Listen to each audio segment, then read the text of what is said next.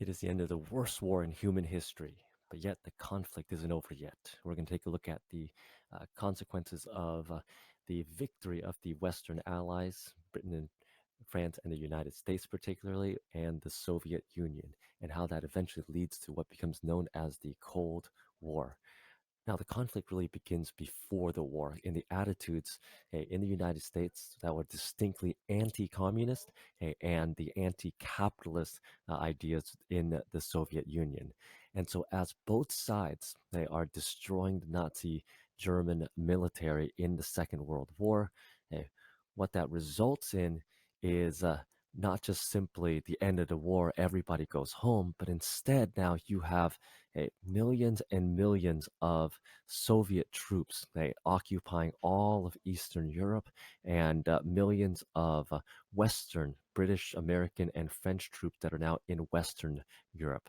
Now, initially, the meetings were not only cordial but happy that they had ended this particular war. People met at the Elbe River. They celebrated. They drank together. They hugged. They kissed. All sorts of things. But uh, this is not going to last. As peace is declared, there is another conflict that is brewing up at this time. The other thing to contend with, and what we looked at previously, is that the Second World War was as destructive as possible, displacing millions from their homes. But not only that, most of the major cities, we were very fortunate that Paris and Rome got spared, but most of them are in really, really bad shape from invasion, from city fighting to bombing as well.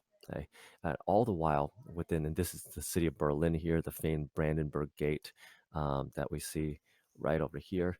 There is this shadow of the American possession of the atomic bomb as well. Okay? But yet, at the exact same time, we have cities that are in ruin.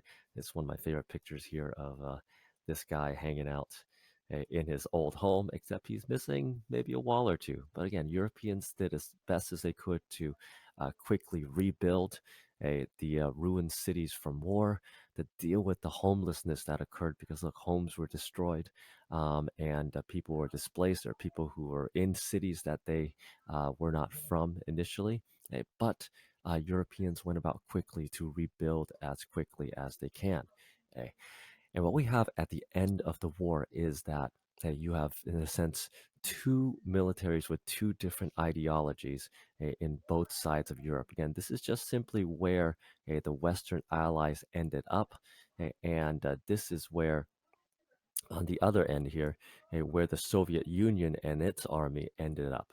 Okay, so there's a certain arbitrary nature to this, in that both sides are occupying these particular zones. And again, one thing, let me come back to this slide here, that is an agreement that was made was that not only are both sides going to occupy for the short amount of time both sides of Europe, but they're going to do the exact same thing with Berlin, which is right smack in the Soviet occupied zone, and it itself will be divided up into two different sides. And this is, in a lot of ways, going to be very awkward. Again, here's this bastion of American Western influence right smack in the middle of the Soviet zone, right there. But either way, both sides will try to implement as best they can their vision of rebuilding these countries in Western Europe. So what we're going to take a look at are some of the early points here, and we're not going to get to these um, at this point here. But what becomes known as these spheres of influence actually come from some of these pre-war agreements. So in other words, the leaders of America, Britain, and the Soviet Union came together in Iran, in the city of Tehran in 1943, to determine war policies. And by February of 1945, the meeting in Yalta, it was there to really make the decision that there would be occupation zones after the war ends. In other words, we're all going to rebuild Europe. And for the time being, these are where our armies are going to be set.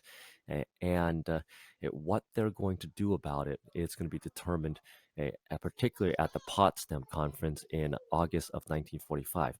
Two things to note about some of these conferences. The three most famous people of the Second World War in terms of political leadership were these three men right here: Winston Churchill, Franklin Delano Roosevelt, and Joseph Stalin of the Soviet Union. So these three guys you may have seen or heard at some point in your life. So one, two, and three there. There is some leadership change in the Western democracies, particularly you have Sir Anthony Eden here, whose government took power after the Second World War. So Churchill is out, at least for the time being. FDR has passed away, and his vice president, Harry Truman, has taken over. And the one guy that remains the same is Soviet dictator Joseph Stalin. So there's a change in this particular agreement. And this Stalin may be there to take advantage of this leadership change in the West. But again, what they decided upon both at Yalta and at Potsdam was the creation of these occupation zones, meaning that they are going to try to create as best as they can Europe based on whose ideas we'll see in just a moment. But again, during the Second World War, both sides were allies, and they made it very key that they were going to be allies in this particular war. But what happens afterwards? Because their ideologies are so different. It's the communists calling for a communist revolution worldwide to overthrow global capitalism, and the capitalists, fearing that it would happen, have always pushed the communists aside. So yes, they were friends in the conflict against Hitler.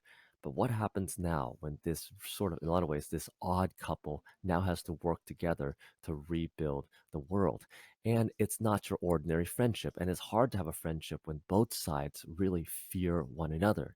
On one hand, the Soviet Union fears that there would be another invasion.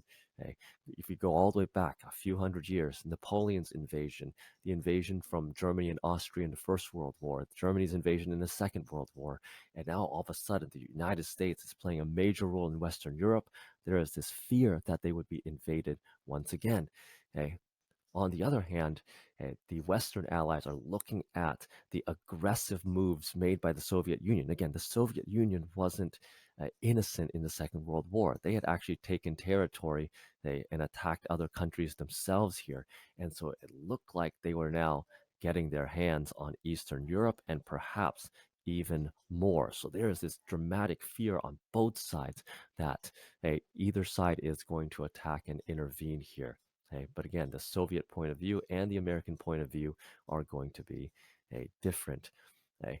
Um, but what they had agreed upon is what is called these occupation zones, where for the time being, they will have their militaries sit in these regions and allow them to eventually develop and redevelop their own states. And so Germany is divided up into four different zones. The Western Allies will have three of them, and the Soviet Union would have the other. And again, as noted before, Berlin also, the city of Berlin would be also to be divided as well.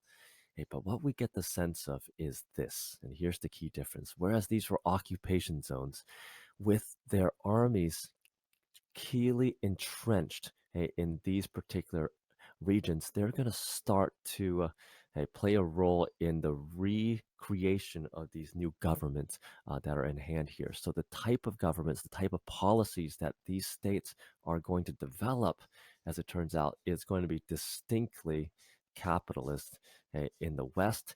And in case of the Soviet Union, they will utilize for the first time a socialist or a command economy in order to recreate these particular states here. So instead of what we call zones of occupation, where these are just simply where the armies are, they become spheres of influence. That the West will be influenced by the United States, and the eastern part of Europe will be influenced by the Soviet Union. And this itself, and what makes it the Cold War, is that these ideologies are going to be competing worldwide. Okay?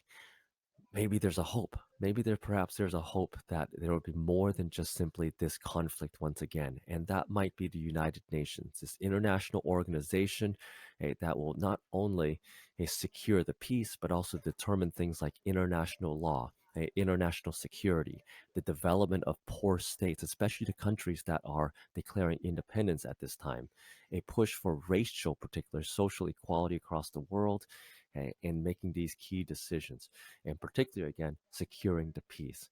Biggest weaknesses of the United Nations is that power needs to rest in a smaller group, in a smaller location. And so the most powerful and most influential group happens to be under the UN Charter, the Security Council of the United Nations, whose primary role is to secure peace and security, something that the predecessor of the UN, the League of Nations, failed to do. And so this is the group that is set out to investigate issues, to regulate armaments and arms, to call for aggression if there is some sort of civil conflict around the world, and hopefully to be able to make decisions on the behalf of the United Nations.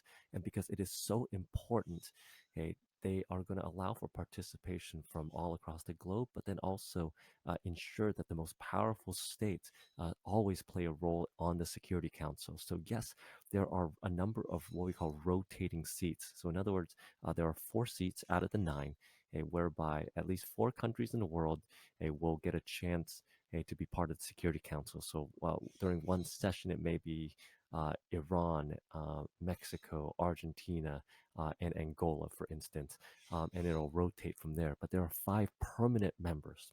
Because of their importance, they will always play a role on the UN Security Council, and they are the ones you could probably guess: the United States, Soviet Union, France, Great Britain, and China. Though the Chinese seat will be up for grabs depending on what actually does occur in China. And we'll examine China's 20th century at a later point. But the issue is that in order to make any decisions through the Security Council, you need a unanimous decision. In other words, you need 9 of 9. Or if there's abstentions, then at least everybody who is making a vote has to make a vote. And so what's going to frequently happen, and why this is called the Cold War, is because you have 2 ideological conflicts, right? The United States and her vision of the world, and the Soviet Union and their vision of the world as well. And so frequently you might get the US making a decision where Britain is going to back it, France is going to back it, but there's no guarantee that the Soviet Union is going to make the same case here. And so you may not get a unanimous decision, or if the Soviet Union backs out, you kind of get the sense that one of the strongest nations in the world isn't backing the decision made in the UN Security Council. That becomes one of the issues in the wider Cold War. And there's a good piece of symbolism that Prime Minister Winston Churchill laid out in describing the Cold War. Again, this isn't a direct war between the Soviet Union and the United States. It's not World War III. But what it is a wall, a symbolic wall. And so this is symbolism. There is no actual wall, physical wall, between Western Europe and Eastern Europe. But again, on one side where there is a capitalism and in most cases democracy, and then you have authoritarianism and communism on the other side here. So you have 2 visions of the world here, and what Churchill calls now an iron curtain between the 2. In other words, they're never going to see eye to eye because of the differences between the 2, between the democratic capitalist West and the authoritarian communist East. And this divide is going to put both sides at loggerheads with one another. They're going to have different policies in terms of what the post-war world is going to be.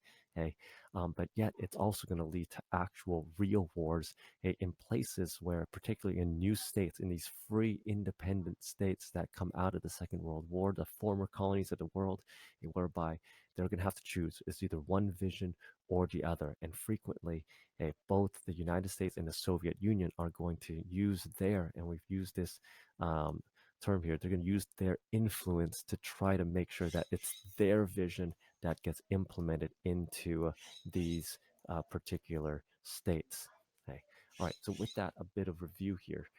What you're going to do is you're going to go ahead and answer these 2 questions in the lecture. Explain how the various zones of occupation became spheres of influence. We looked at, again, and some clues here. at the end of World War One and what these zones of occupation were, and how they both want to implement their policy and ideology, these spheres of influence. And so use some of these hints here that might help you to address this particular question, also address the fears on both ends here. So it's good to be able to go back to some of the earlier slides, and if you can recap those, you're going to answer this question really well. And then secondly, the biggest weakness of the United Nations during the Cold War, particularly what we just looked at with the Security Council. Okay, so go back to that slide for a quick review. All right, that's it for this time. We're going to look at some of the consequences and some of the actions that get taken place based on this new conflict that is being developed. All right.